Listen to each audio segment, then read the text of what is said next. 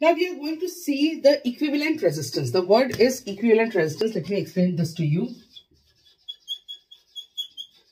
Equivalent resistance means in a circuit, the resistance are joined in different ways.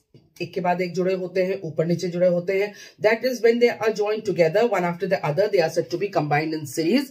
And when they are joined up and below, they are said to be combined in parallel. Okay, so when we are having the combination of resistance in series and parallel, then the total resistance, when the total resistance of the circuit is taken out by different methods, and I'll tell you what methods, that total resistance of the circuit is known as your equivalent resistance. This word you'll keep on hearing here, so you need to know what is equivalent resistance. Now, if the resistance are joined in series, means if this is the combination.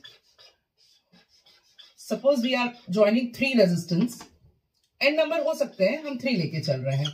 Okay, जैसे 3 का निकालेंगे वैसे n का निकालेंगे. So here we are having any circuit like this, which is having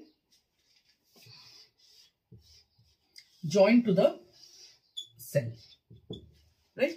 Joined to a cell here. So the resistance here is R1, R2 and R3. Okay, and the potential between them V1, V2 and V3. Now, whatever current goes, if you are taking V1, V2, let us take it, the total potential of this to this is V. Okay, so whatever current flows through it will be flowing from this, this and this. The current is going to be same in all the 3 sections. And we know that V is equal to IR. हमें मालूम है by Ohm's law V is equal to IR. So when we are taking for each and every resistance, so we see that V1 will be equal to what? I तो same रहेगा R1. V2 will be equal to I R2 and V3 will be equal to I R3. So from here we see that V is equal to V1 plus V2 plus V3 series combination में. So V is equal to IR,